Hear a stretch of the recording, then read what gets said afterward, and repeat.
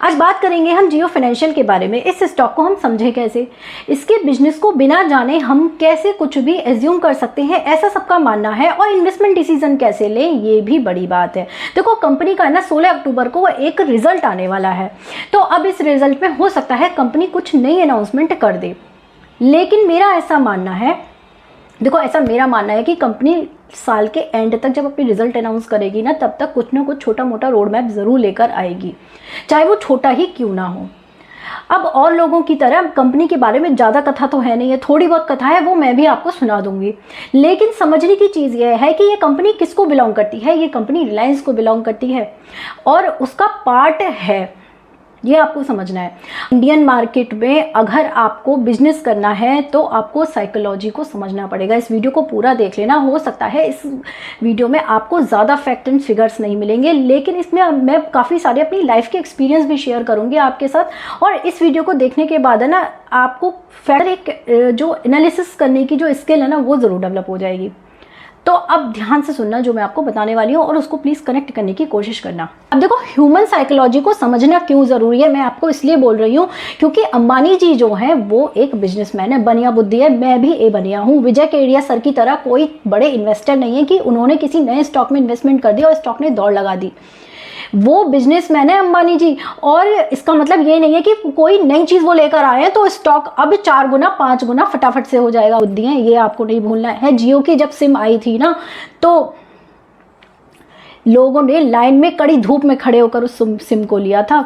Indian market की जो public है उसकी सोच ऐसी है कि जहां भी डिस्काउंट या फ्री की बात होती है, जो भीड़ है वो उमड़ पड़ती है। और मुझे ये बताने की भी ज़रूरत नहीं है कि उस ज़माने में जब रिलायंस ने अपने छोटे से टुनटुने को लॉन्च किया था ना, तो क्या रहा था। ओवरऑल मैं आपसे ये कहना चाहती हूँ कि अपना कस्टमर बेस कैसे बनाना है, जियो जैसे बड़े मार्केट प्लेयर को और रिलायंस जैसी बड़ी इंडस्ट्री को क्या आप और हम जैसे लोग बताएंगे। अब ये आपको समझना है। देखो बहुत से लोगों का मानना है, उनका एजम्पशंस है कि जो डेटाबेस इनके पास है वो एक बड़ी एडवांटेज साबित हो सकती है कंपनी के लिए। और कुछ लोग ये कह रहे हैं हो सकता है ये डेटाबेस काम का ही ना हो क्योंकि अब काम अलग तरीके का है। तो मैं आपको बता दूं, मुझे ऐसा लगता है कंपनी को खुद को साबित करने के लिए किसी भी बड़े डेटाबेस और पुराने डेटाबेस और नए डेटाबेस की ज़रूरत ही नहीं है। इनका जो रोड मैप होगा वो सोच से परे होगा सबकी, और जो भी रोड मैप आएगा वो सिर्फ एक बड़े रोड मैप का छोटा सा हिस्सा होगा जो कि आगे चलकर कुछ बड़ा करेगा। और जो भी एक रोड मैप आएगा ना, वो एक छोटी सी सिर्फ स्टेप होगी अपने रोड मैप की। ये बात जिसने समझ ली ना, ये बात जिसने समझ ली उसको किसी और कथा की सुनने की जरूरत ही नहीं है इस कंपनी के बारे में। और आपको ये भी बता दूं कि अपना कस्टमर बेस कैसे बनाना है, अपने कॉम्पिटिटर को कैसे बीट करना है, क्या आप और हम लोग बताएंगे इन्हें? अब बिल्कुल भी नहीं। इस स्टॉक को किसी ने 10 साल होल्ड कर लिया अगर, तो ये कितने % रिटर्न्स देगा ये हम एज्यूम नहीं कर सकते ना, मैं एज्यूम कर सकती हूँ। लेकिन जो लोग छोटे रोड मैप में घुसने की कोशिश करेंगे वो यहाँ फंस सकते हैं, ये मैं आपको क्लियर कर दूँ। देखो अब ध्यान से सुनना, एक एग्जांपल देती हूँ आपको कि 2014 में मैंने एक कंपनी में काम किया था। एमएनसी कंपनी थी और वहाँ पे क्या होता था, सिम कार्ड की मैन्युफैक्चरिंग होती थी। और उससे पहले भी मैंने एक कंपनी में काम किया था, वहाँ पर है ना सिम कार्ड का स्टोरेज होता था, वेयर हाउस बने होते थे। तो जहाँ तक मुझे याद है काफ़ी सारे मार्केट प्लेयर थे उस टाइम पर। और है ना हुआ ये कि ये जो वोडाफोन है, वोडाफोन की हालत तो अब ख़राब हुई है, नहीं वोडाफोन और ये एयरटेल है, इन दोनों की पेमेंट का ज़्यादा फॉलोअप नहीं करना पड़ता था, पेमेंट इजीली मिल जाती थी इन क्लाइंट से। लेकिन जो बाकी के प्लेयर है वो रुला देते थे। एयरसेल तो साफ़ ही हो गया। देखो उस समय ना मतलब कंडीशन, इनकी कंडीशन, पेमेंट कंडीशन देखकर ही पता चलता था ये कितने स्टेबल रहने वाले हैं। और आज के टाइम में सब साफ़ हो गया। एयरसेल तो कितनी जल्दी साफ़ हो गया। तो ये चीज़ आपको समझना है। टाटा डोकोमो है, ये सब गायब हो गए प्लेयर। तो छोटे प्लेयर्स को कैसे साफ़ करना है, ये सफाई कैसे करनी है, ये चीज़ तो यहाँ से आती है। अब आगे सुन लो, जो मैं बताने वाली हूँ उसे ध्यान से सुनना और उससे ना कनेक्ट करने की कोशिश करना प्लीज़ ना। जब हम कोई काम स्टार्ट करते हैं तो हमें रिसोर्सेज की ज़रूरत होती है, जिसमें सबसे बड़ी जो रिसोर्स होती है वो होती है हमारा दिमाग। और जितनी भी रिसोर्सेज हैं जिनकी हमें ज़रूरत है अदर देन दिस, अगर उसमें कोई एक या दो रिसोर्स हमारे पास अवेलेबल नहीं है लेकिन हमारे पास ये वाली सोर्स है, तो हम उसका कोई ना कोई अल्टरनेटिव निकाल लेंगे। मतलब ये सफाई कैसे करनी है ना, ये यहाँ से आता है, ये आपको समझना है। यहाँ पर जहाँ तक फ्यूचर मार्केट कैप की बात है तो मैं कोई भविष्यवक्ता नहीं हूँ। मैंने जो बैटिंग करी है ना इस स्टॉक पर नहीं करी है, मैंने इस स्टॉक के पीछे जो दिमाग है ना उस पर बैटिंग करी है। ये बात आपको समझनी पड़ेगी। और आपको ये बता दूँ, देखो एनालिसिस का मतलब ये नहीं होता है कि किसी भी इन्फॉर्मेशन को लाके आपने प्रेजेंट कर दिया और फिर आप उसका कंक्लूजन निकाल के फिर इन्वेस्टमेंट डिसीजन लोगे। तो ये आपको समझना है, एनालिसिस का मतलब ही यही होता है, इन्फॉर्मेशन आपके पास हो या नहीं हो, उसके बेसिस पे आप कोई इन्वेस्टमेंट डिसीजन ले पा रहे हो, उसे ही एनालिसिस कहते हैं। ये चीज़ आपको समझनी है। मुझे कमेंट किया था ना जियो फाइनेंशियल पे वीडियो बनाने के लिए, उसने ये भी कहा था कि फ्यूचर की जो मार्केट कैप है उसके हिसाब से मुझे बताना है। तो मैं आपको बता दूं कि कोई भी स्टॉक, अगर कोई स्टॉक 100 रुपये का चल रहा है, 1 साल नहीं चला, 2 साल नहीं चला, 3 साल नहीं चला और अचानक से 300 रुपये का हो गया, 400 रुपये का हो गया, तो उसकी मार्केट कैप कहाँ से कहाँ पहुँच गई, ये आपको खुद को ही समझना पड़ेगा। ये एक साइकिल है।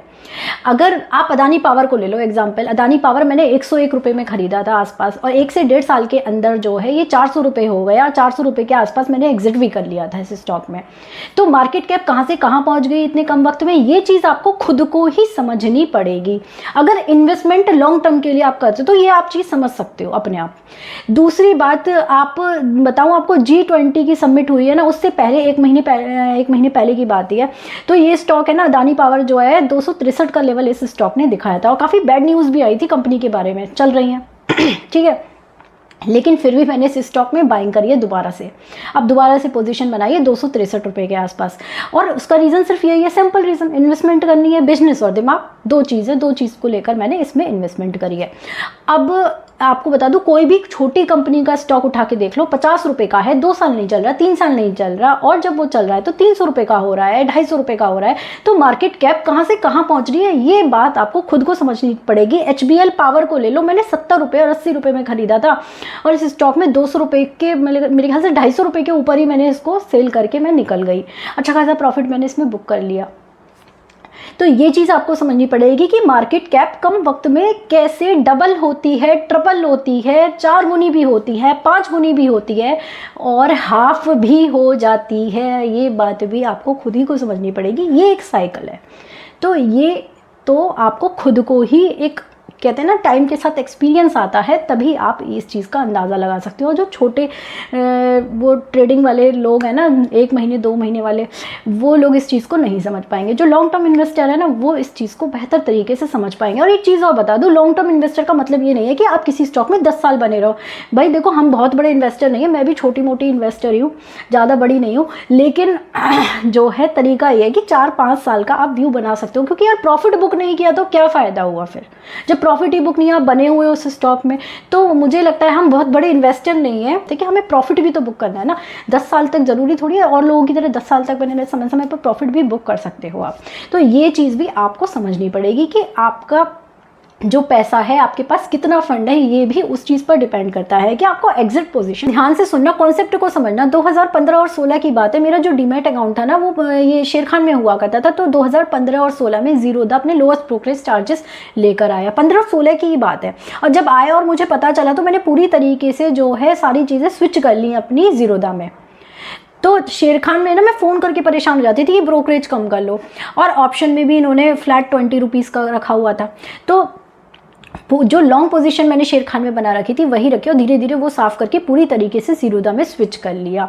इस बात से आपको क्या समझ आया, मुझे प्लीज़ कमेंट सेक्शन में कमेंट करके बताना, क्योंकि इस बात का मतलब हर किसी को समझ नहीं आया होगा। थोड़ा सा दिमाग लगाओगे तो समझ आ जाएगा।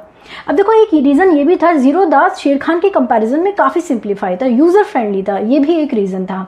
और जो लोग आपको डेटाबेस की कहानी सुना रहे हैं या कंपटीटर से कंपैरिजन करके दिखा रहे हैं, और ब्लैक रॉक की जो कॉन्सेप्ट्स हैं और उसकी जो कहानियाँ सुना रहे हैं, इन सब में पढ़ने का कोई फ़ायदा नहीं है। अगर आपको भी सेम कहानी सुनी है तो 2-3 मिनट की वीडियो बनाकर मैं अपने चैनल पर डाल दूंगी, आप देख लेना, इन्फॉर्मेशन शेयर कर दूंगी। लेकिन इस स्टॉक के बारे में देखो, कोई रोड मैप तो है नहीं है अभी, कोई सॉलिड रोड मैप और इन्फॉर्मेशन जिसके बेसिस पे हम डिसीजन ले। लेकिन जो इस स्टॉक के बारे में मेरा व्यू है वो मैंने आपके साथ शेयर किया है। तो ये बात आपको समझनी पड़ेगी। और ये जितने भी यूट्यूब पर चैनल हैं या फिर जो न्यूज़ चैनल हैं, ठीक है, सभी लोग यही एज्यूम करके यही बोल रहे हैं कि अभी कुछ कह नहीं सकते क्योंकि रोड मैप कुछ नहीं है। तो सभी ये कह रहे हैं कि अभी सब्र करो, सब्र करो, ठीक है।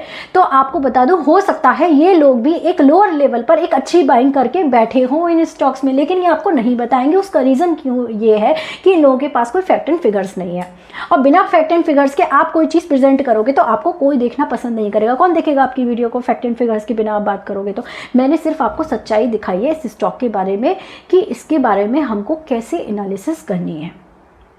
ये चीज़ आपको समझनी पड़ेगी। इस स्टॉक में मैंने अभी बहुत ज़्यादा बाइंग नहीं करी है, लोअर लेवल्स दिखाएगा तो डेफिनेटली मैं इसमें क्वांटिटी ऐड करूँगी, ठीक है। और लंबी ही नज़र से मैं इस स्टॉक को देख रही हूँ, ये भी क्लियर कर दूँ। और इस स्टॉक में ये भी है कि बहुत ज़्यादा अपर लेवल दिखा दिए ना इसने, तो मैं इस स्टॉक में जितनी क्वांटिटी है ना उसके साथ मैं खुश हूँ। मैं ज़बरदस्ती ऊपर के लेवल पे बाय करके खुद को फंसाना नहीं चाहती। तो ये भी आपको खुद को ही अपने हिसाब से समझना पड़ेगा। अपनी रिस्क को आप खुद ही समझ सकते हो बेहतर तरीके से, मैं हमेशा ये चीज़ बोलती हूँ। देखो, इस वीडियो में मैंने आपके साथ अपना व्यू शेयर करा है इस स्टॉक के बारे में कि मैं कैसे इस स्टॉक को सोच रही हूँ। तो ये सिर्फ एक इन्फॉर्मेशन है, इसे किसी भी तरीके की इन्वेस्टमेंट एडवाइस मत समझना, इसे सिर्फ एजुकेशनल पर्पज से कंसीडर करना। कहीं ऐसा ना हो इस वीडियो को देखने के बाद एकदम से आप गलत क्वांटिटी के साथ गलत प्राइस पर इस स्टॉक में एकदम से जंप कर दो। तो समझदारी से आपको काम लेना है, हर चीज़ में कोई भी इन्वेस्टमेंट डिसीजन हो समझदारी से, पेशेंस के साथ आपको काम करना है। और एक चीज़ और बता दूं कि ये कोई भी इन्वेस्टमेंट एडवाइस नहीं है, तो ये चीज़ आपको खुद को समझनी पड़ेगी, क्योंकि मैं एक सेबी रजिस्टर्ड एडवाइज़र नहीं हूँ। वीडियो इन्फॉर्मेटिव लगी हो तो प्लीज़ लाइक कर देना, चैनल को सब्सक्राइब कर देना और कमेंट सेक्शन में प्लीज़ कमेंट करके ज़रूर बताना कि आपका क्या व्यू है जियो फाइनेंशियल के बारे में। तो आज की वीडियो में इतना ही, बाय बाय, टेक केयर।